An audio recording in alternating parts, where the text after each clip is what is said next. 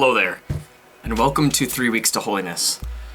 This is Mr. Mackey, and I'm doing a 3 Weeks to Holiness video series for our 3-week quarantine.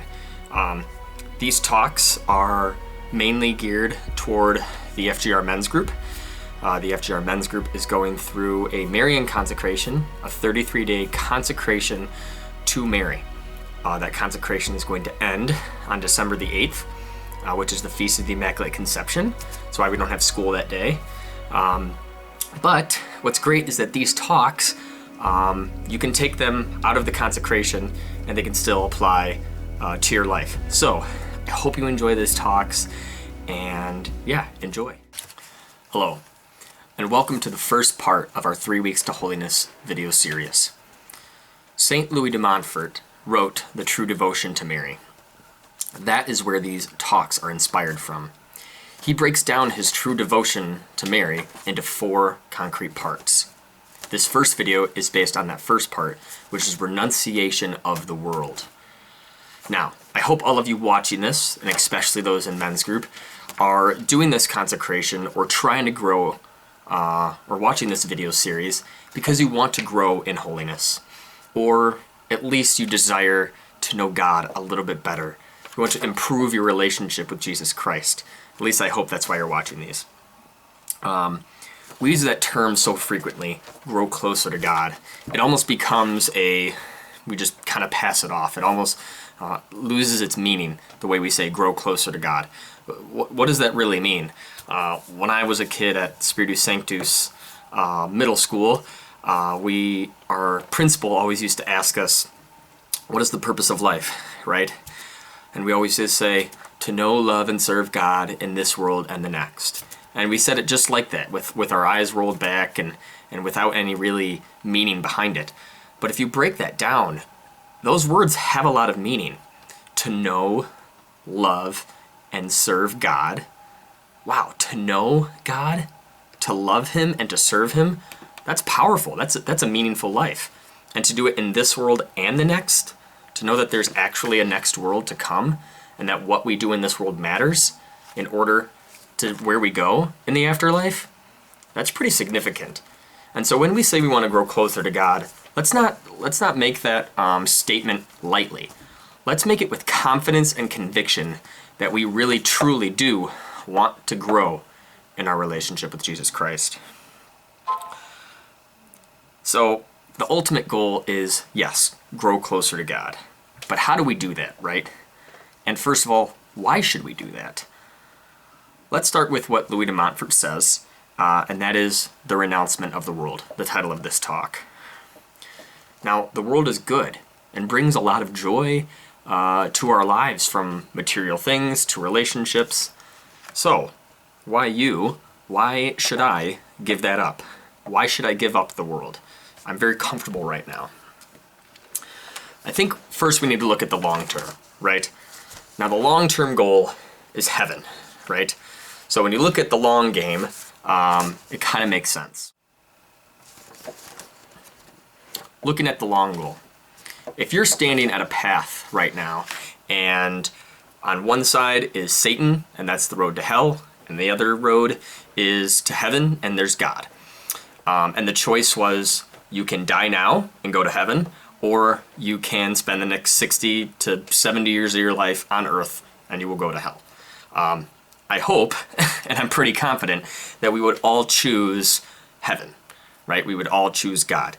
Now, it might not be pleasant to say, hey, I have to give up the next 70 years of my life, but I think we all would, because we know that I'd rather spend infinity with God and happy and joyful and everlasting glory than spend 70 years of, having a good time and then misery for eternity. At least I hope you all would choose that. We are given a life on earth to serve God, like I said earlier, and to strive to be holy and to bring others to that holiness. So what does renunciation of the world mean? What does that word and that phrase mean? Well, it means a lot of things, but right now, what I think it means is looking at ourselves looking at the material things in our world and looking at the fleeting moments and memories that we have, thinking of those things less, right? And thinking of the eternal more, right? Thinking of that fork in the road, thinking about heaven, right? And not thinking so much and worrying so much about the daily struggle, right? The things that we are missing out on, right? And thinking about the eternal more. This doesn't necessarily mean less friends or less video games or sports. Okay, well, it sort of does. But what it means is, like I said, not worrying so much about those things and those fleeting moments and just focus on the everlasting. Let me put it this way. Think of your happiest moment. That moment of absolute euphoria. It could be a big PR in a race. It could be winning a medal. It could be getting into your top college. It could be a comforting moment from a parent or loved one. It could be a first kiss. It could be acing a test. Just this amazing moment. Take a moment to think about that. Now, what were you thinking about in that moment? I can guarantee you it wasn't your homework or the drama going on with your friends or your latest high score in a video game or really any negative thought. You experienced pure joy for a moment. You were not worried about politics or your phone or anything like that. Only the greatness of that moment. This is what renouncement of the world looks like. This is how saints live. Now, there is another side of that coin. Suffering. Suffering is a real human emotion. And it's something that happens to us every day because we're in a fallen world. We are all going to suffer at some point. Many of us are suffering right now because of this 3-week shutdown. I know I am. But some of the greatest saints went through some of the greatest sufferings. Look at the cross. That is the greatest suffering anyone in history has gone through. But there is glory that comes from it. The saints, they saw the bigger picture. They saw the end goal. They knew that this moment would pass and that this life would pass, and that their end goal was the only goal. That their end goal was the only goal. This all sounds well and great, but how do I get there? And do I really want to? This is a good question, right? Well, the first step is letting go of those material things, of those attachments that you have, right? For some of us, it might be our phone. As simple as that.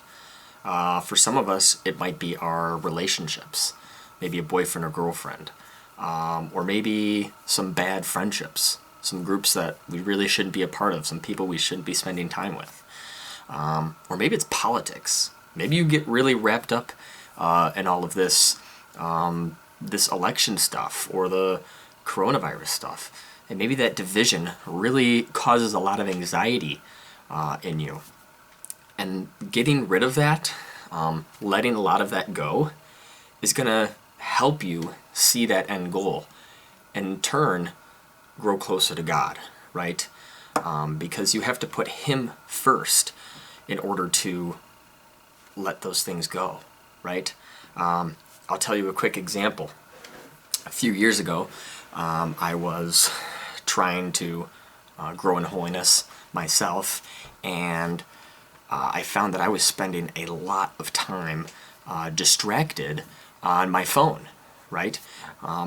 As many of us, and it was something small, right?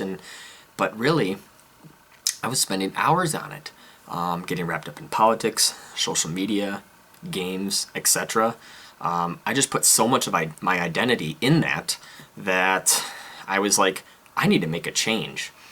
And personally, I thought I could probably live without my phone. I'll still need to be able to text, I'll still need to be able to call, but I think if I remove that, I will just have a lot more time, more free space in my head. And so 2 years ago, I switched to a flip phone.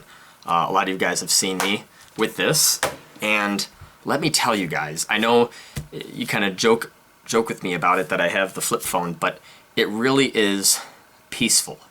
I'm distracted less, tempted less, and overall I'm just happier because I'm not on my phone for hours a day. I'm on my phone for probably 15 minutes a day total, and that's only because it takes me forever to text. Now, I'm not asking you to do something completely radical like this, but what in your life can you decrease? What in your life can you take out that's causing you anxiety or is causing you to be distracted? Because those things, those little material things, or those relationships add up and can really take away from your relationship with God. What can you replace it with? Prayer.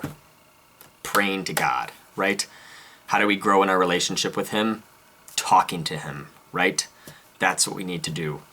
And I guarantee you, the moment you switch to something like this, or take out things of your life, like those toxic relationships or something that's distracting you, you're going to experience that same bliss that you did in that moment we described earlier. That moment where you're just so can't be distracted and your only focus is in that moment. That's how the saints lived, right? Because they didn't have these distractions. Sure, they suffered and they still had daily lives, right? But their sole focus was God because they didn't care about all that stuff. Now, in this world, we do have responsibilities, right? A lot of you had said, Mr. Mackey, I need my smartphone because of X, Y, and Z. Okay, great. But put it aside, right? Put those toxic things aside and focus on God, right? You only use those things for what you need them for, okay? If the saints had cell phones, they wouldn't have been on them all day. They might have had an Instagram account that they would have used to post inspirational things, but they wouldn't have spent hours and hours and hours on it. So I'm encouraging you all to decrease those things and increase your prayer time. And that's going to help you feel a lot better, but it's also going to help you spend more time and grow in your relationship with the Lord. I hope you enjoyed this talk. For our next talk, we're going to be talking about knowledge of the self. I look forward to seeing you next week. Thanks.